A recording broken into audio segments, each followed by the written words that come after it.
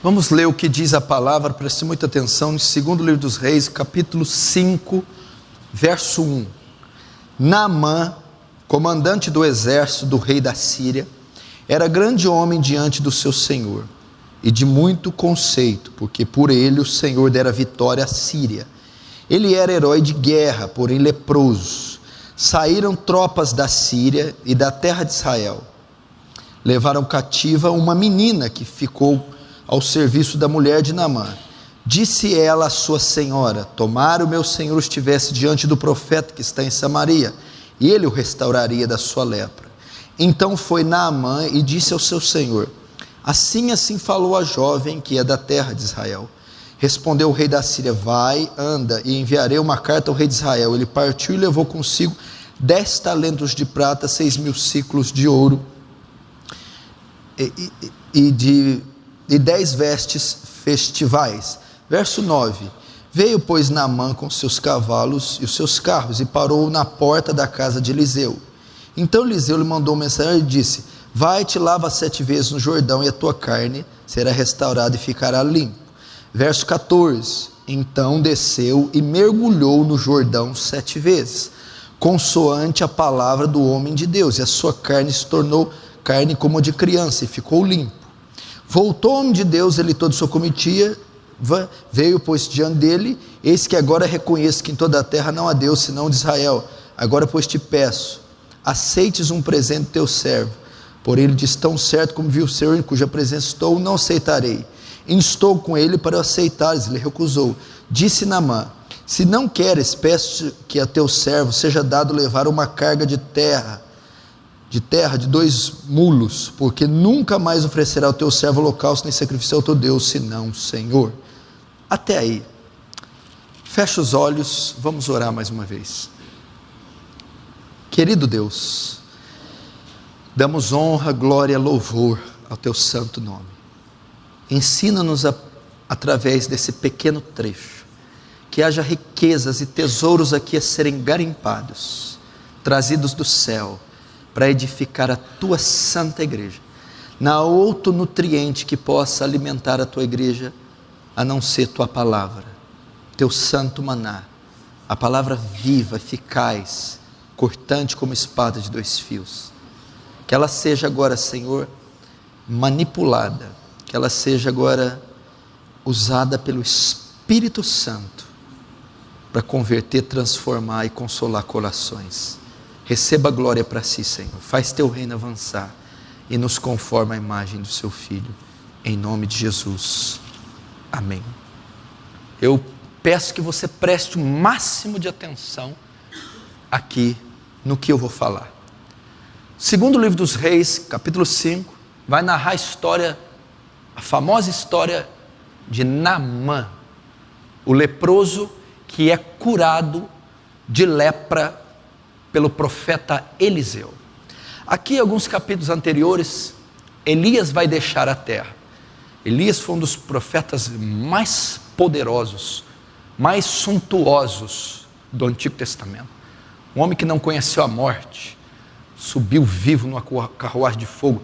Carruagem de fogo foi o que o autor escreveu, que ele viu naquela época, mas provavelmente não era fogo. Mas eu acho que o que mais se assemelhou àquilo que ele viu foi fogo. Então ele disse: foi uma carruagem de algo tão espantoso, glorioso, que se assemelhava ao fogo. Obviamente fogo não era, senão queimava Elias. Mas devia ser uma coisa gloriosíssima.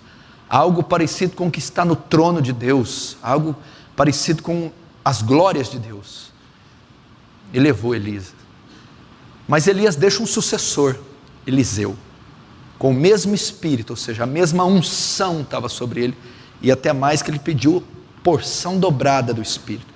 E Eliseu, em termos de prodígios, fez mais do que Elias, ao ponto, para você ter uma ideia, de Eliseu, quando foi morto, sepultado, cadáveres que eram jogados lá, mortos, tocavam no cadáver de Eliseu, ressuscitava. A unção era tão grande que os ossos de Eliseu estavam possuídos do poder de Deus, cheios da glória de Deus. Então caía cadáver lá, tocava no Eliseu, pum, ressuscitava. E aqui ele está no início, aqui da sua caminhada profética. Agora ele vai se deparar com Naamã. Todo mundo conhece essa história. Naamã era comandante do exército da Síria.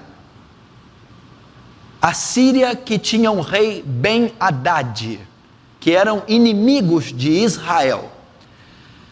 E tem uma figura aqui pitoresca, que é esse comandante chamado Naamã. Era um homem, era um líder nato, era um herói nacional de guerra, um comandante da mais alta patente da Síria, e um homem de confiança do rei da Síria, Ben-Hadad. Porém, Naamã era leproso. Todo mundo conhece essa história.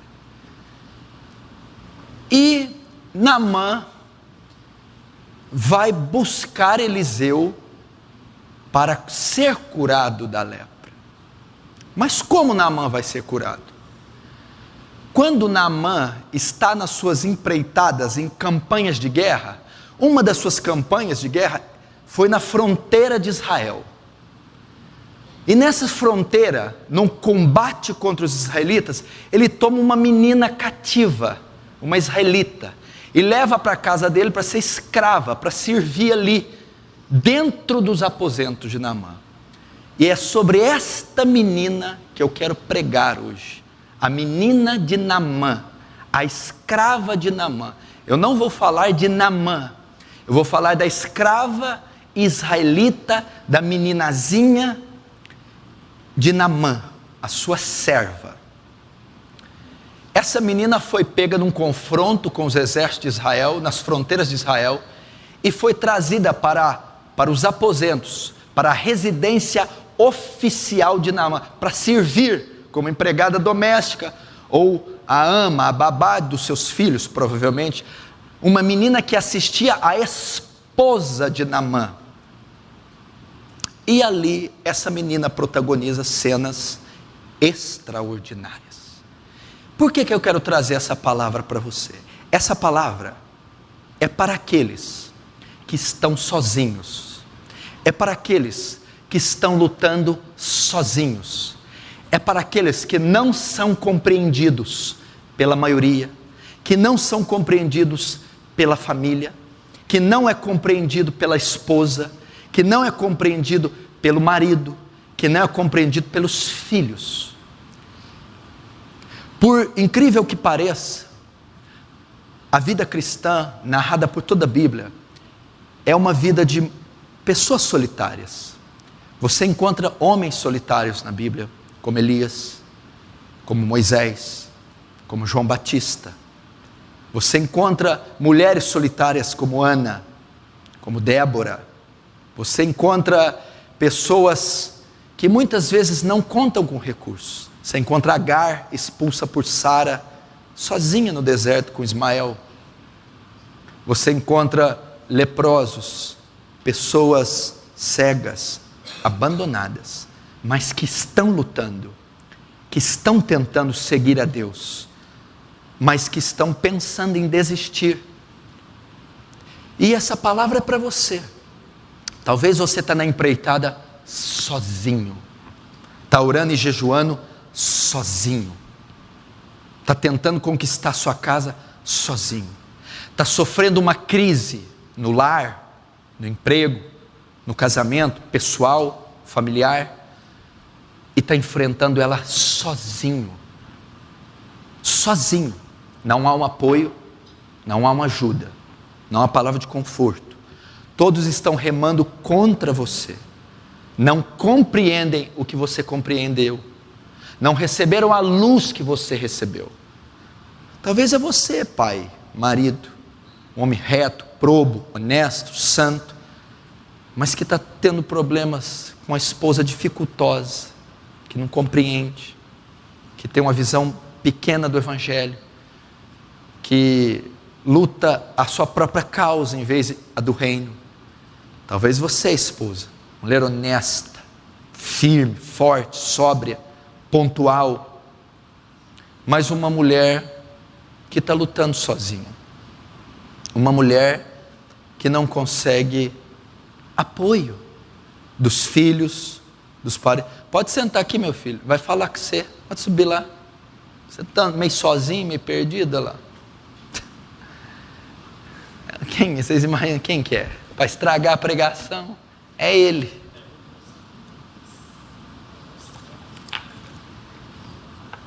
É o urso. Glória a Deus. Então, essa é a mensagem para você. Irmão, os períodos mais sombrios que nós enfrentamos é quando nós estamos sozinhos. Quem aqui já ouviu falar de um tal de apóstolo Paulo? Você conhece algum homem que se compara a ele? O maior escritor da Bíblia, dos 66 escreveu 13. Dos 13 escreveu a maior obra da Bíblia, Romanos. O homem que mais plantou igreja no planeta. O homem que mais ganhou alma no planeta. O homem que era pastor, era evangelista, missionário, teólogo, pregador. Um homem que foi só até o terceiro céu. E ele viu coisas lá tão gloriosas, que ele fala assim, eu vi coisas inefáveis. A palavra inefável, sabe o que significa? Aquilo que não pode ser descrito por palavras. Olha, nem que eu quisesse falar o que eu vi, eu não conseguiria. Eu fui ao terceiro céu. O homem que viu Jesus na estrada de Damasco. Um bandeirante, um poliglota, um erudito. Uma das maiores mentes que pisou nessa terra. O homem mais influente que todos os imperadores César Augustus juntos. O homem que despojou Aristóteles, Platão, Sócrates. O apóstolo Paulo. 2 Timóteo 4, ele vai escrever a última carta dele. É o último capítulo dele. As últimas palavras. Sabe onde estava esse gigante? Numa prisãozinha em Roma, asquerosa, sem luz, sem saneamento básico, com rato. O tempo da minha partida se aproximou. Já estou pronto para ser oferecido como libação. Combati o bom combate, acabei a carreira, guardei a fé. Desde agora está preparada a coroa da vida. Imagina que corredorzinho escuro, uma masmorra, ele sentado lá. Onde estava a mãe dele? O pai, os filhos, os discípulos de Paulo. Paulo só tinha a túnica do corpo, as alpargatas surradas cheias de poeira, nem um centavo no bolso, velho, arrebentado, sozinho. Ele vai dizer uma coisa, dar uma declaração que dá vontade de chorar. Eu, no meu primeiro julgamento, ninguém veio me assistir na minha defesa. Um homem que defendeu o mundo, chorou pelo mundo, pregou pelo mundo, agora precisava de alguém para ser defesa dele. Não veio ninguém, mas o Senhor me assistiu, ele diz. Aí sabe como termina? Eles gritam, prisioneiro Paulo! Abre a cela, tira as correntes, ajoelha. A espada romana passa sobre a cabeça de Paulo e ele é decapitado a mando de Nero. Assim morreu o grande apóstolo Paulo. As maiores lutas que nós enfrentamos, guarde isso, você enfrenta sozinho, você enfrenta sozinha. E talvez você está aqui sozinho.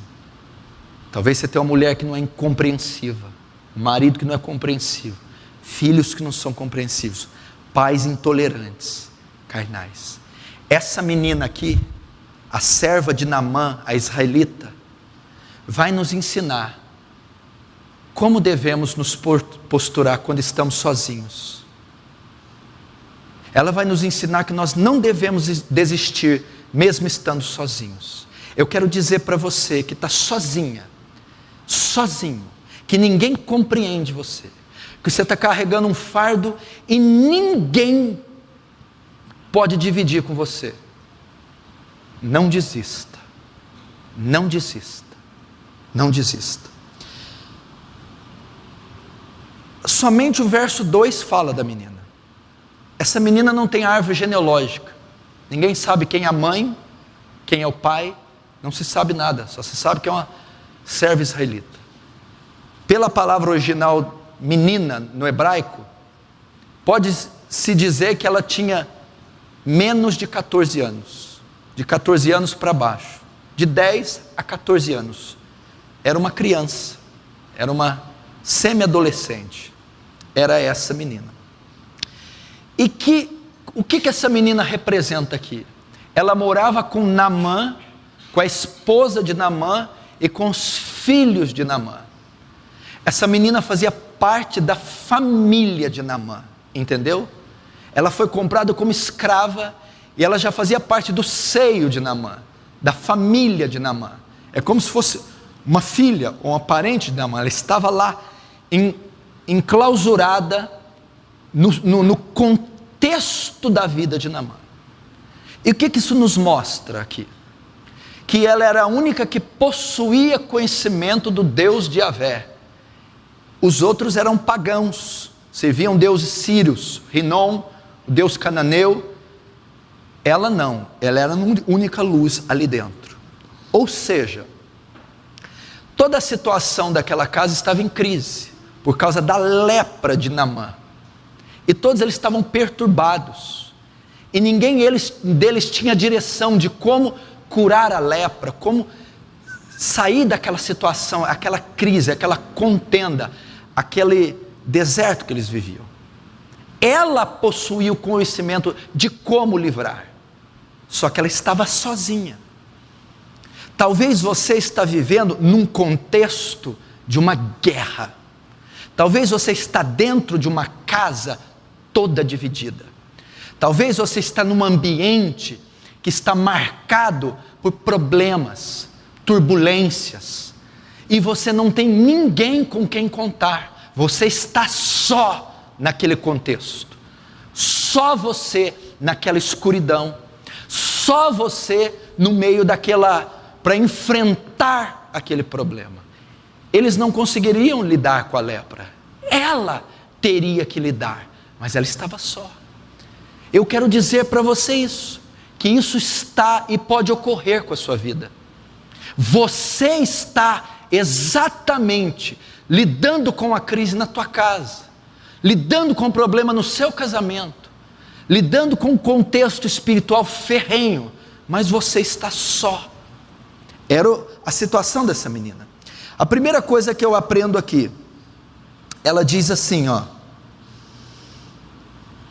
no verso 2, no verso 3, tomara o Senhor tivesse diante do profeta que está em Samaria.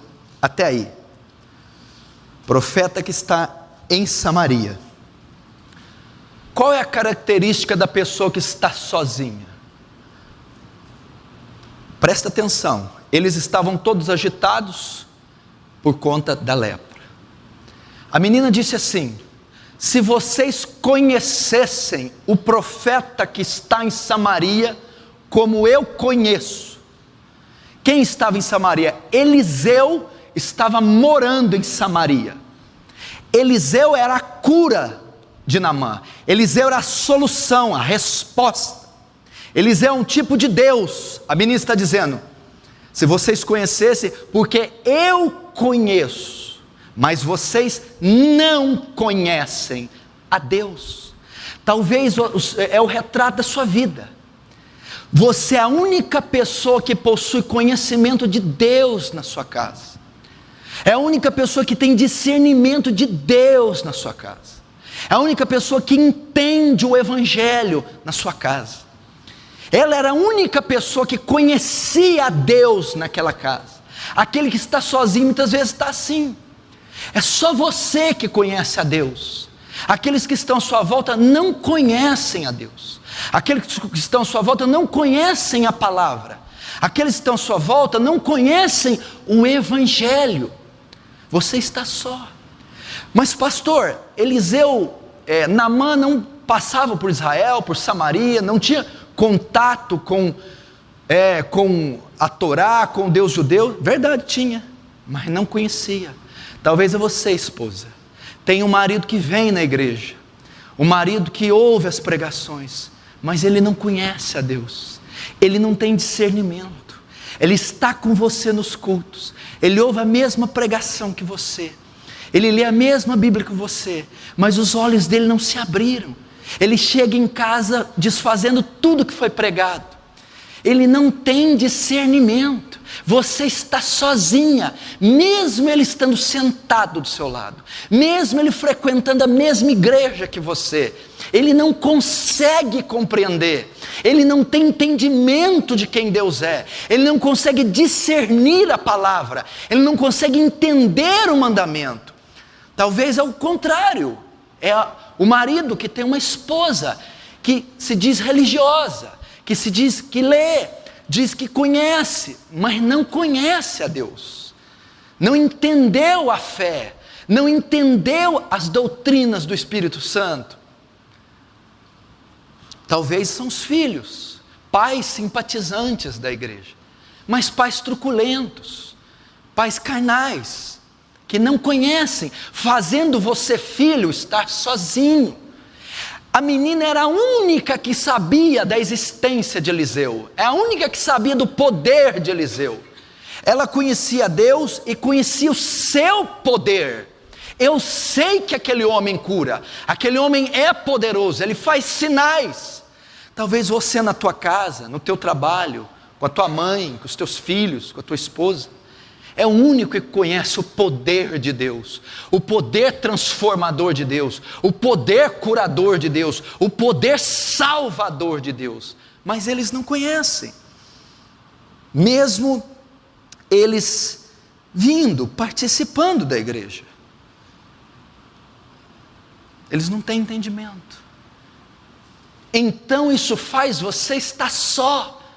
Você diz assim: como eu queria que a minha esposa compreendesse o que eu compreendo. Ela não compreende a fé, ela não compreende o Evangelho, ela não compreende a cruz que temos que carregar, ela não compreende a renúncia que temos que ter. Eu estou lutando sozinho, pastor. Era iracunda, rixosa, carnal, vaidosa, mesmo estando na igreja, mesmo lendo textos. Não, pastor, o meu caso é meu marido. Ele é hipócrita, ele é fariseu, ele não conhece nada, ele não sabe nada, pastor. Eu estou lutando sozinha. É um marido tirano, grosso, egoísta, imoral, mas que chora nos cultos, que pensa que sabe, mas ele não tem discernimento. E eu chego em casa, quando já começo a ouvir os comentários no carro: oh Deus, ele não entendeu nada. Eu não posso me abrir com esse homem, eu não posso contar algo para esse homem, eu estou só. Talvez a mesma coisa vocês, filhos, com os pais. Era o caso dessa menina que lutava só. Segundo, ela diz no verso 3: tomara o Senhor estivesse diante do profeta de Samaria, e ele restauraria da sua lepra. Primeiro, ela conhecia Eliseu, sabia onde estava e o poder que tinha, mas era só ela que sabia. Você é o único que tem entendimento na tua casa, o único que entende a fé, que entende o Evangelho. Ah, mas Naamã não passou pelo Israel? Passou, mas não conhecia. Mesmo você tendo a família inteira na igreja, eles não podem conhecer. Segundo, Naamã, se ele fosse até Eliseu, ele restauraria ele da sua lepra. Lepra? Como é que você sabe que o meu marido tem lepra? Como é que você sabe que ele está doente? Como é que você sabe que ele está apodrecendo? Como é que você viu isso? Como é que você discerniu isso? Como é que você sabe que estamos em crise? Passando problema, pecado. A menina era sensível ao que estava acontecendo naquela casa. A menina tinha discernimento do mal que estava naquela casa. Talvez você que está sozinho é o único que percebe a crise que vocês estão. É o único que tem discernimento do mal que está acontecendo lá. enquanto a tua mulher não vê nada, teus pais não veem nada, teus filhos não veem nada, o teu marido nem percebe o abismo que está em volta dele. Essa menina sabia que aquela casa estava em crise, sabia que o seu patrão estava com lepra, sabia que era uma doença mortífera, sabia que ia comprometer o ofício de comandante dele, sabia que eles gemiam, sabia que a relação conjugal estava comprometida, sabia que o homem estava depressivo, sabia como estava com crise, sabia como estava procurando medicamento. Ela conhecia o perigo, a profundidade, porque ela foi a única que mencionou diretamente sobre a lepra. Talvez você é o único que tem discernimento de como está esse casamento.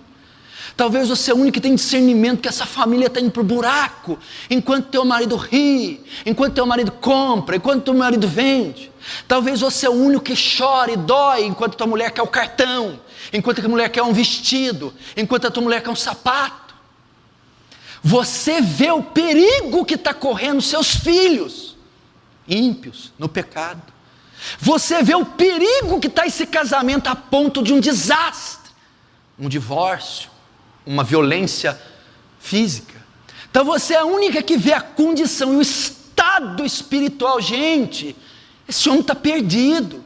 Gente, essa mulher está condenada. Gente, esses filhos estão em pecado. Mas o filho não vê, a mãe não vê, o pai não vê, o irmão não vê. Você está sozinho, você está sozinha. A menina está lá dentro do contexto, vendo tudo. Gente, será que a minha esposa não vê o que eu estou vendo? Será que ela não está vendo o perigo que está a nossa casa? Meu Deus, será que os meus pais não estão vendo que essa família está afundando? Que essa família está naufragando? Que essa família está perdida? Talvez você, rapaz, jovem, está sozinho, colocando a família no lombo, lutando sozinho por essa casa, vendo o esfriamento, a apostasia, o pecado, os irmãos desviando, o pai afrouxou as rédeas, a mãe descontrolada. Meu Deus do céu, eu estou sozinho. Aí eu abro a Bíblia, você abre a Bíblia, pai, mãe, aqui, aqui meu irmão, olha aqui, aqui minha mãe, esposa.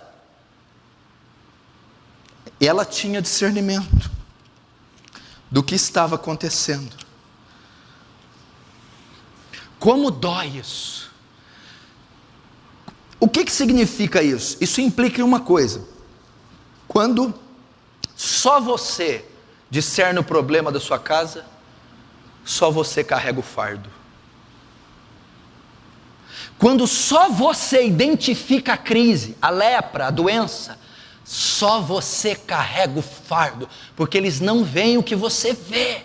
Então você está carregando o fardo dessa família sozinho, o fardo desse ministério sozinho, o fardo desse casamento sozinha, simplesmente porque os outros não veem o perigo que estão ao lado de vocês, a crise que vocês estão, o caos que está, e você, meu Deus, dorme na cama lá, vira para o lado, ronca, não está nem aí, e eu com insônia. Lá no outro dia toma café, come lá, e eu sofrendo, carregando fardo. Era o caso dessa menina. Só ela conhecia Deus na casa, só ela conhecia o pecado do povo. Quem aqui deixa de dormir porque o pai está indo para o inferno? A mãe, os filhos ou a esposa.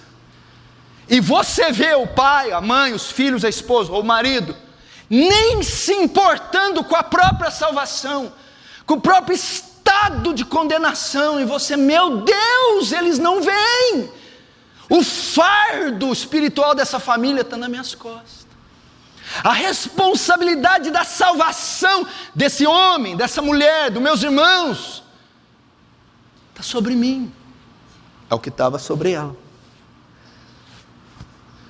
O que mais?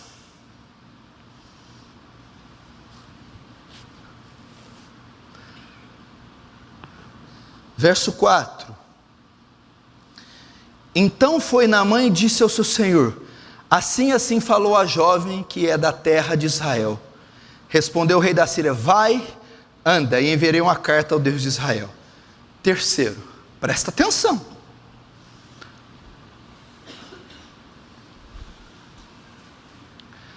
Será que não é o retrato da sua vida? Rapaz, eu estou guerreando sozinho. Eu estou lutando sozinho. Talvez você, pai.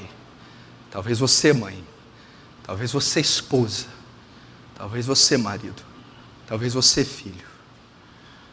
Sabe o que aconteceu aqui? Ela falou, escute, para a esposa de Naamã. Se ele conhecesse Eliseu, ele ia lá e Eliseu curaria da lepra. Sabe o que Naamã faz?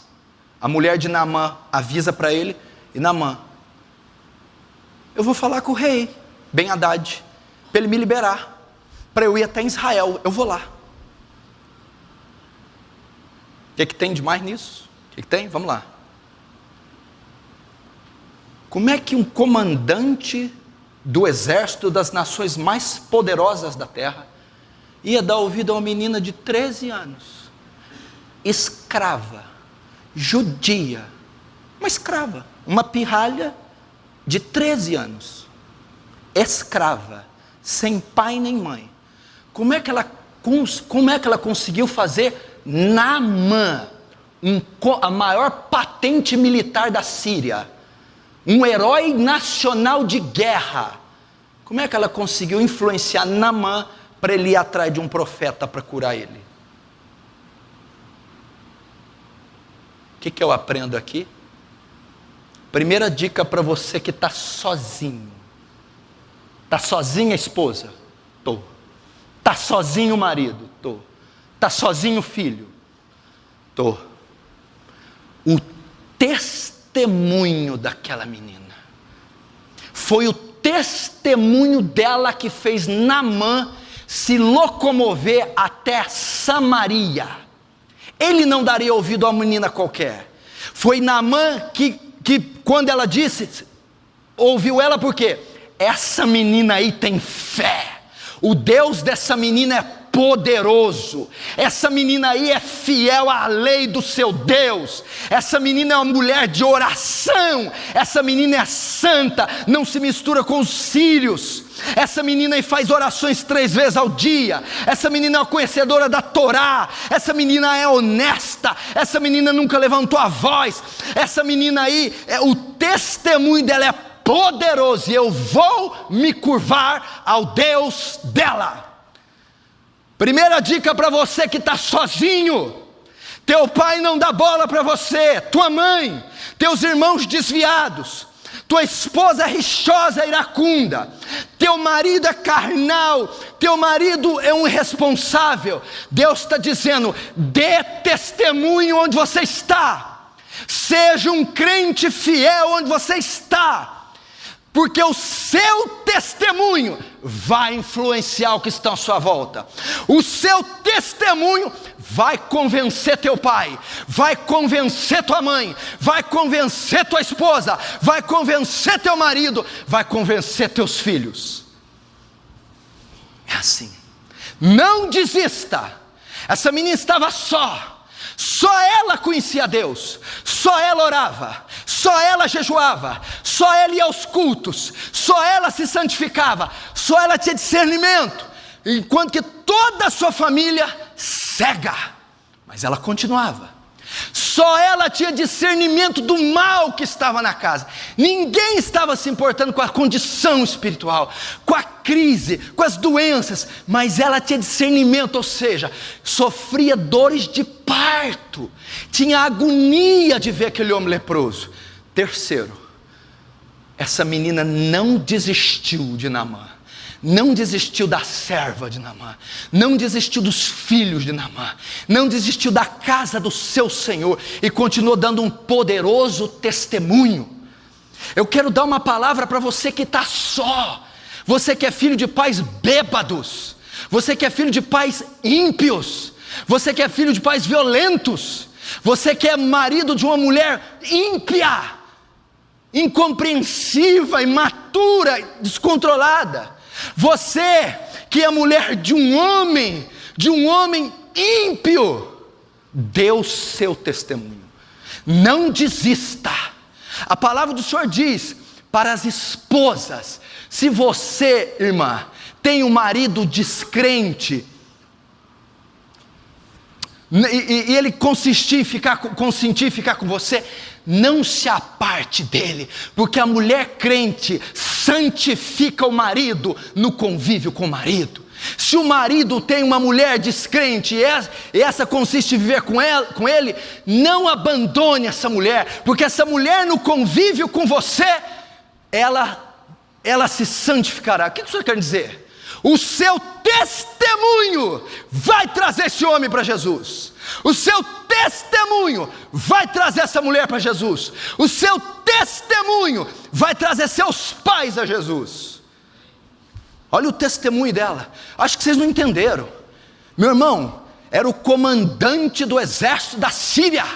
Era a patente mais alta, a patente militar mais alta do reinado dos mais poderosos da época. Uma pirralha de 12 anos, escrava judia. Vai lá em Samaria que ele te cura. Bem, ela falou isso? Falou. O que ela falou? Que essa lepra aí só vai curar se você for procurar Eliseu em Samaria. Você sabe que eu temo essa menina, né? Sei, eu temo o Deus dela. Eu já vi milagres acontecer na vida dela. Eu não conheço ninguém da idade dela com testemunho dela. Essa é a primeira dica para quem está sozinho. O testemunho. Não desiste. Não desiste do teu casamento. Não desiste dos teus pais. Não desiste dos teus filhos. Não desiste. Persevera como ela. Quarto,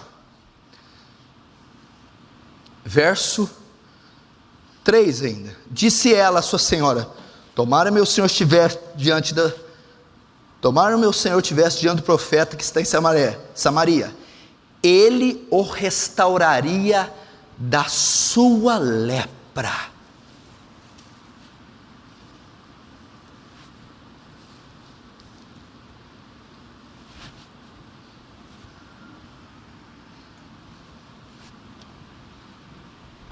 Terceira coisa para quem está sozinho. Está sozinho aí?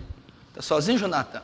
Está sozinho, Dedé? Está sozinho aí, Jefferson? Está sozinho aí, irmã Lúcia? Está sozinho, Lucas? Você está sozinho mesmo. O que ela falou? Vai lá. Se ele for lá, o que vai acontecer? Tomara meu Senhor tivesse diante do profeta que está em Samaria. Agora olha o imperativo, olha a afirmativa, olha a assertiva. Porque ele o restauraria da sua lepra. Que isso? É uma afirmação. Eu tenho certeza que se Naamã encontrar com Eliseu, a lepra dele sai. Sabe o que é isso? Quarto princípio para quem está sozinho: essa menina tinha fé. Eu tenho certeza que Jesus pode curá-lo, que Jesus pode transformá-lo, que Jesus pode aliviar essa crise, que Jesus pode trazer meus filhos de volta, que Jesus pode restaurar esse casamento, mesmo estando sozinho. Creia. A fé dessa menina. Ninguém tem condição de buscar Eliseu aqui, buscar Deus. Ninguém sabe o perigo que está correndo, a lepra. Ninguém tem discernimento de Deus aqui. Ninguém dá testemunho aqui. É impossível esse povo ser curado. Espera aí.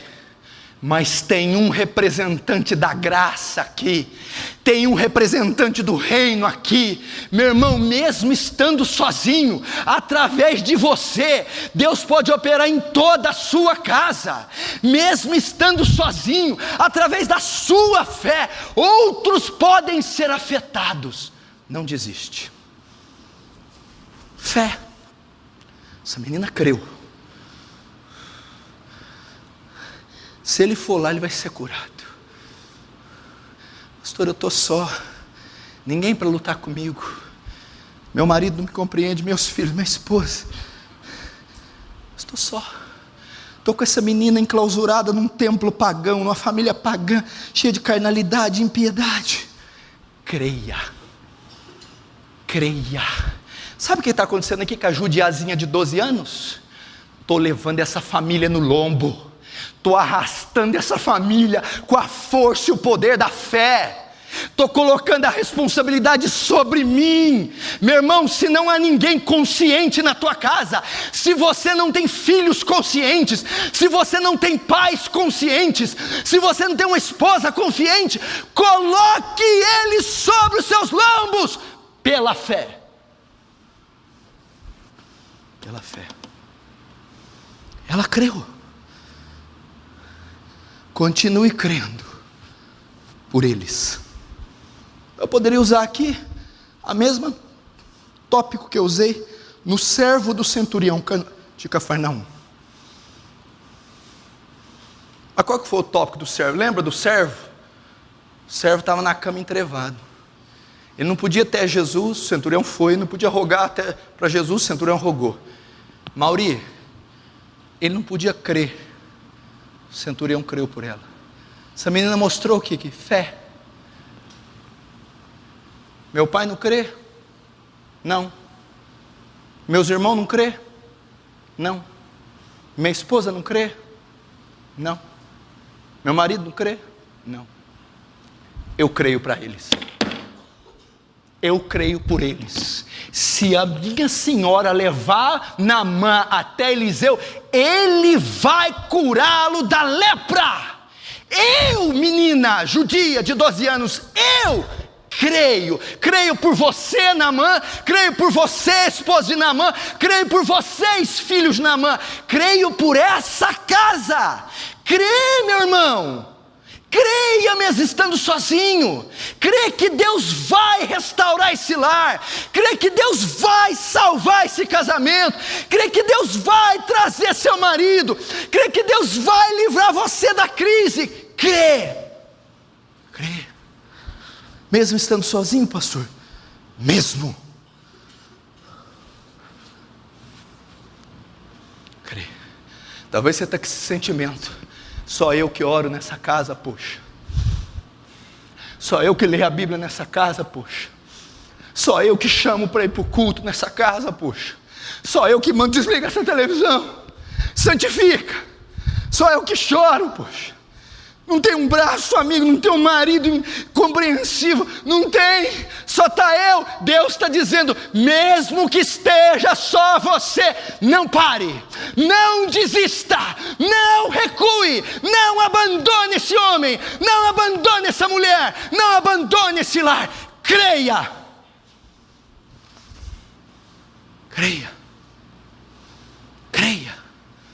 Pastor, mas está tudo perdido. Creia. Pastor, mas eu sou um jovenzinho inútil, não trabalho, não tenho família, não tenho nada. Creia, você não é menos inútil que essa escrava judia. Não é menor que ela. Creia. Pastor, mas será que Deus pode fazer através de mim? Pode. Está sozinho, Lucas? Creia. Está sozinho, Jerônimo? Creia. Está sozinha, Mônica? Creia. Que o Cícero está te abandonando? Creia. Está sozinho? Creia. Pastor, sozinho eu não estou porque está sentado do meu lado. Só a carcaça. Então eu estou sozinha. Creia. Então estou sozinho. Creia.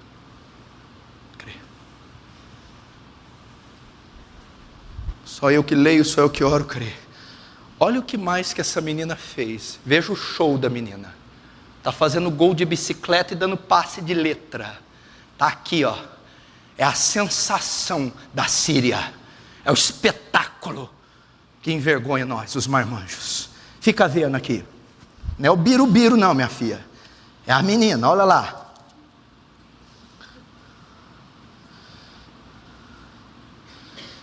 Disse ela, Senhor, tomara que o meu Senhor estivesse diante do profeta que está em Samaria. Como é que é? Está lá em Samaria, minha senhora.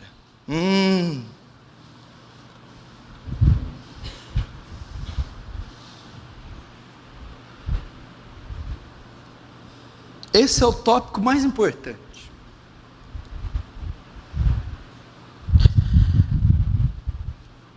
Estava sozinha, em uma família pagã, estava vivendo uma crise, lepra, depressão, problema conjugal e familiar.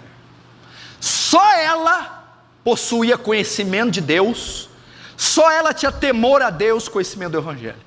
Só ela tinha discernimento do perigo que eles tinham, só ela.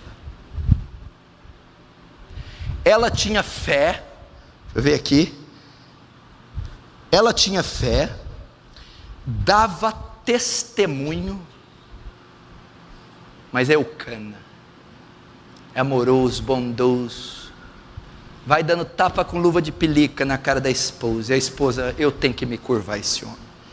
Conheço mulher aqui, que é casado com troglodita, mas ela tem um testemunho, e vai, e o marido tem que se dobrar, tem que se dobrar, testemunho. Agora chegou aqui, quando ela fala assim, ó, o profeta está lá em Samaria, sabe o que a menina fez?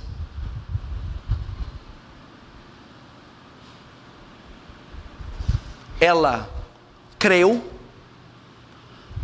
agora ela indicou o caminho aonde Eliseu seria curado. Como é que é? Ela indicou o caminho, ela conduziu Naamã até o profeta, ela deu a localização, o meio, o método daquele homem alcançar cura, o perdão, a restauração. Ela conduziu Naamã até Deus. Eis a palavra do Senhor para você que está sozinho. Conduz a sua mãe até Cristo, conduz seu marido até Cristo, leva os teus filhos até o Evangelho, conduz eles até a salvação, mesmo estando sozinho, e principalmente porque está sozinho. Isso que ela fez.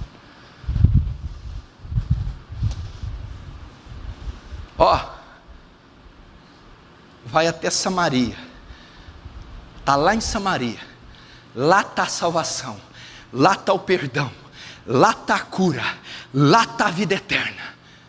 Meu irmão, o que Naamã está querendo dizer? Leva a tua mulher à fé, leva teu marido ao arrependimento, prega o Evangelho para tua mãe, prega o Evangelho para o teu pai, prega o Evangelho para tua esposa, prega o Evangelho para os teus filhos. Filhos, vocês estão com lepra. Filhos, se vocês conhecessem o meu Deus, Ele perdoaria o pecado de vocês e salvaria vocês. Prega para o teu marido, leve ele até Cristo, leva até as Escrituras, leva ele até o Evangelho, leva a tua mãe às Escrituras, leva ele ao Evangelho. Essa é a única saída para quem está sozinho, é a única saída. Como você pode deixar de estar sozinho? Como eles podem ser transformados? Como a lepra pode deixar eles? Só quando vocês conduzi-los até Eliseu. Eliseu é o único capaz de remover a lepra. Só se você conduzi-lo a Cristo, conduzi-lo a Deus, conduzi-lo ao Evangelho.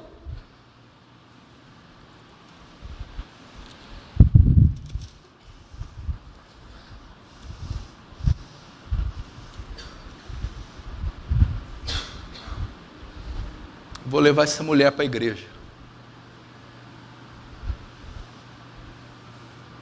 Vou levar esses meninos para o culto. Vou levar essa mulher para a vigília. Vou dar 3 Bíblias, um CD, um filme evangélico para esse marido. Vou ficar até 4 horas da manhã acordando, brigando, quebrando o pau, mas eu vou pregar João, metade do evangelho do João eu vou falar. Eu não tenho muita condição didática para levar. Tem outro jeito de levar. Leva ele no joelho. Leva ela no joelho. Senhor, eu não consigo, mas conduz com teu Espírito esse homem a Jesus. Conduz meus filhos a Jesus. Quando teu filho for viajar, se ele estiver no pecado, Senhor, ainda que ele sofra um acidente, mas se isso levar ele a Cristo, faça isso, Deus, porque eu não tenho competência de fazer. Senhor, dá um sonho, um pesadelo à minha esposa, mas que ela acorde de joelhos, clamando por Cristo. Tem a maneira de se conduzir. Com certeza essa menina estava orando por eles. Ela estava orando por eles.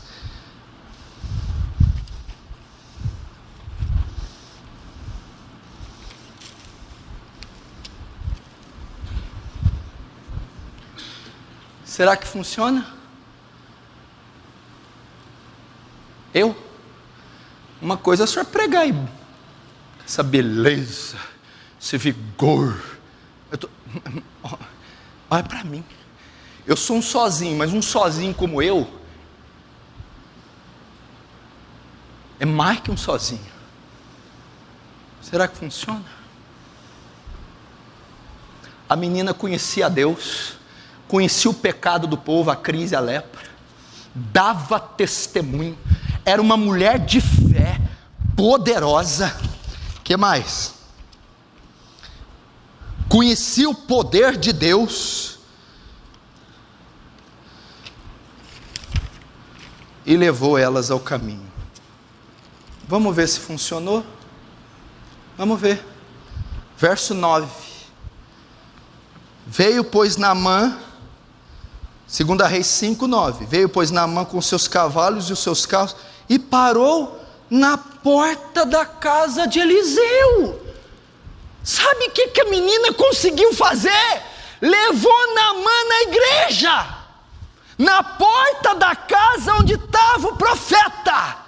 É um tipo do templo, da igreja, onde Deus está. Naamã parou na porta. Sabe aquela pessoa que vem a primeira vez? Na porta.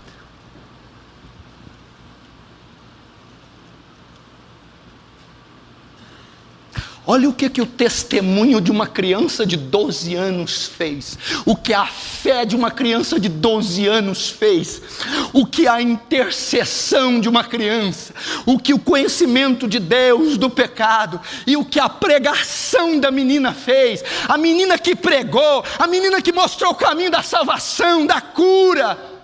Naamã, tá cedo, né? Vai ter culto hoje? O profeta está ali preparando a mensagem.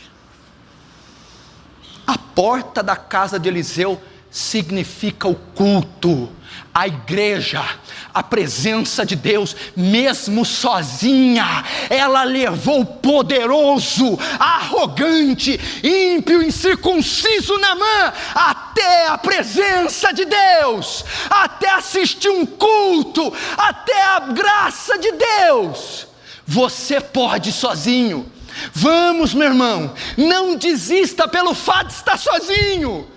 Não desista, Lucas. Sozinho ganha essa família, ganha o estado da Bahia. Não desista, Regina.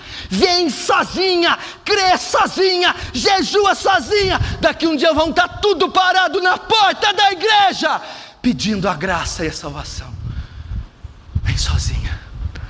A hora que eles olharem o testemunho de vocês, a fé de vocês, a pregação de vocês,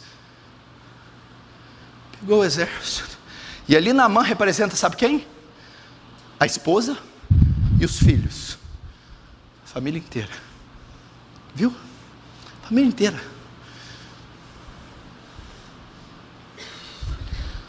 Não é incrível? Não, vamos ler de novo. Parece que não está aqui, parece que Deus pôs só para concordar com a minha palavra. Olha lá. Veio, pois, Naamã com seus cavalos, seus carros, e parou na porta da casa de Eliseu. Até isso. Parou?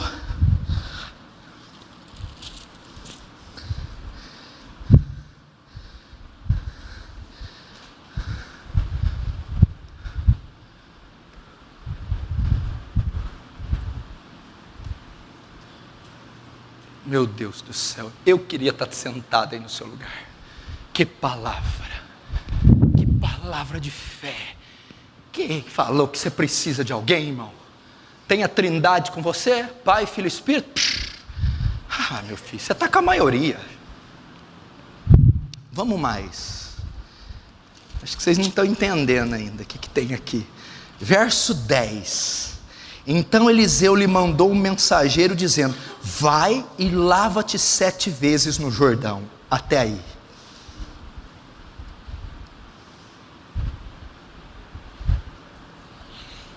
Sabe o que Eliseu disse para Naamã quando ele chega? Vai, lá no Rio Jordão, não é Abana e Farfar, mergulha 7 vezes para ser curado da lepra. Ele foi no culto, na igreja, ele leu a Bíblia, e a Bíblia disse para ele, e o culto disse, e Deus disse, para você ser curado, você tem que crer, Naamã. Para você ser salvo, você tem que crer. Por quê?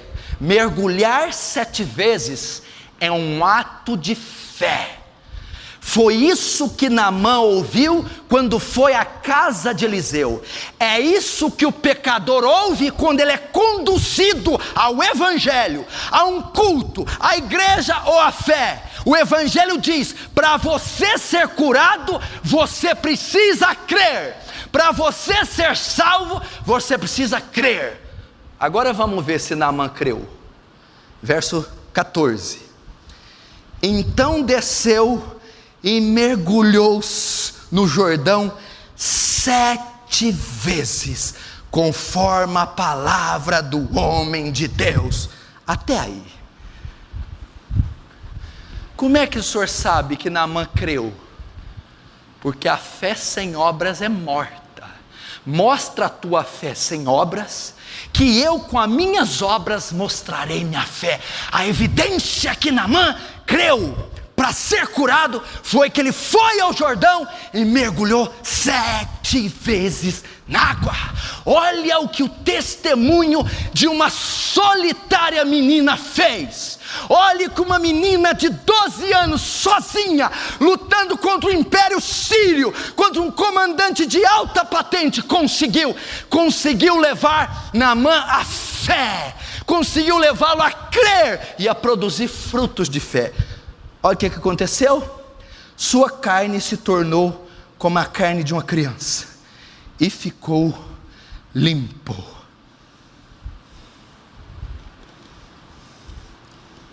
Ok?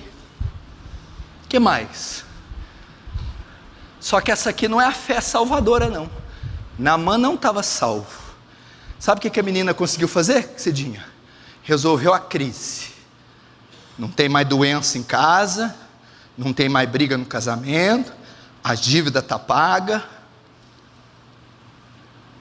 a paz está no lar, mas ele não estava salvo ainda. Mas a menina falou: eu vou até ele ser salvo, não adianta só o dinheiro, a saúde, a paz. Vamos ver se ela conseguiu. Vem cá. Verso 17, olha o que Naamã vai dizer para Eliseu. Disse Naamã: não queres, peço-te que é o teu servo, se não queres, peço-te que é o teu servo, seja dado levar uma carga de 2 mulos, porque nunca mais oferecerá este teu servo Naamã holocausto nem sacrifício a outro Deus, senão o Senhor. Nisto perdoe o Senhor teu servo. Quanto ao meu senhor, entra na casa de Rimom para lhe adorar, e ele se encosta na minha mão, e eu também tenha que me encurvar a Rimom, quando assim me prostrar na casa de Rimom. Nisto perdoe o Senhor a teu servo. Eliseu lhe disse: vai em paz. Sabe o que Eliseu fez? O que Naamã fez? Ele foi oferecer sacrifício para Eliseu, iguarias. Eliseu, não aceito nada, ouro, prata, nada. Então leva pelo menos um pouco de alimento. Para quê? Para oferecer em sacrifício a nenhum outro Deus, senão Yahvé. Porque eu servi a Rinom, Deus cananeu. Agora eu quero pedir perdão pela idolatria, para servir só o único e verdadeiro Deus. Naamã se arrependeu. A menina conseguiu a conversão de Naamã. A menina conseguiu a salvação de Naamã. Como o senhor sabe que ele creu para a salvação? Tem que ter evidência que ele creu. Fruto, qual que é a evidência? Quando ele abandona Rinom, quando ele abandona a idolatria, abandona o Deus cananeu e vai se curvar a um só Deus, Yahvé. Olha o que essa menina conseguiu fazer. Naamã, salvo, convertido.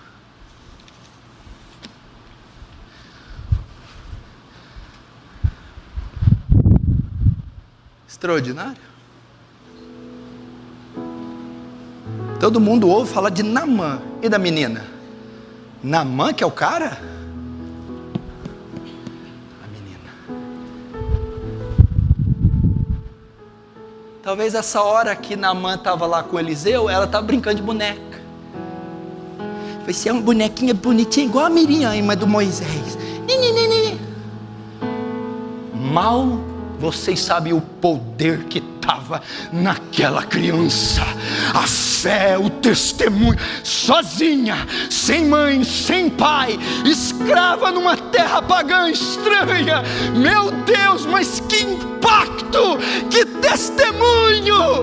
Meu irmão, você pode também. Não desista do teu lar, não desista da tua casa, não desista da tua esposa.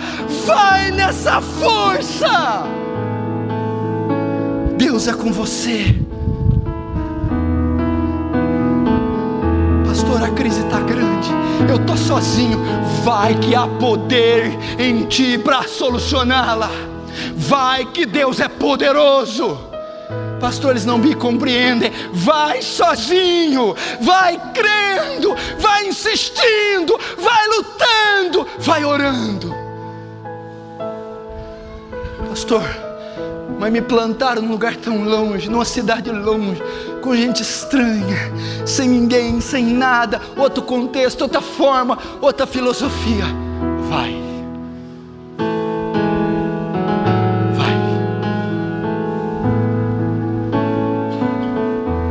Coisa linda, coisa linda. O que ela conseguiu? Ela creu por eles, ela deu testemunho, ela indicou o caminho da salvação. Ela era a única que temia a Deus, ela tinha discernimento do pecado. Resultado? A crise. Agora as almas, a conversão. A partir de hoje eu creio no Deus de Israel. Minha filha, você não é menos importante que essa escrava. Você não é mais fraca que ela.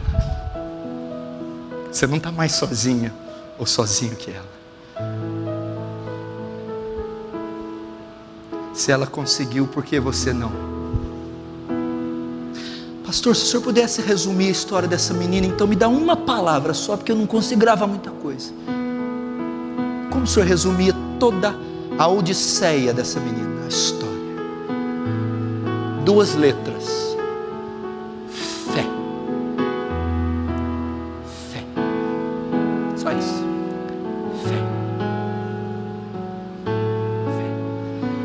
O que a fé é capaz de fazer? Vocês não têm ideia o que a fé é capaz de fazer. Você acha que essa menina estudou? Que orientação, que família, não tinha família, escrava. Fé.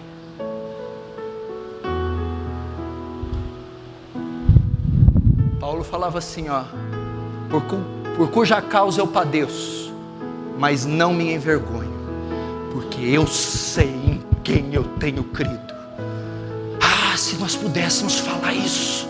Ah, pastor, fica tranquilo, eu sei o Deus que eu sirvo, eu sei em quem eu tenho crido, eu sei que Ele é poderoso, eu sei que Ele me dará a vitória, eu sei que os meus inimigos vão cair, eu sei, pastor. Fé, fé. Eu termino dizendo: não desista. E vou te falar até mais, olha, nossa, ainda bem que Deus fez eu lembrar isso agora. Vem cá, Fernando. Eu não sou muito bom de matemática, eu acho que você é melhor que eu. Você está sozinho, é o único que está tentando. E se você desistir, quem que fica? Ninguém. Se você desistir, é o fim da tua família. Se você desistir, é o fim da tua casa. Se você desistir, essa escola inteira vai para o inferno. Se você desistir, essa faculdade inteira vai para o inferno. Se você desistir, seu marido se perde. Se você desistir, sua esposa se perde. Se você desistir, teus filhos se perdem. Acabou. Você é a única chance que eles ainda têm. Você é a única alternativa. Pelo amor de Deus, não desiste. Não desiste de jeito nenhum. Não recua, não ceda um centímetro de espaço para o inimigo. Não desista. Não desista. Não desista de jeito nenhum. Pastor, onde eu consigo forças? Olhe para o alto, olhe para o céu. Diga: posso todas as coisas naquele que me fortalece. Eleve os meus olhos para os montes, de onde me virá o socorro? O meu socorro vem do Senhor, que fez o céu e a terra. Quem crê nisso diz amém. Você vai fechar o olho, você vai pedir poder, força, fé para prosseguir. Você vai fazer essa oração agora.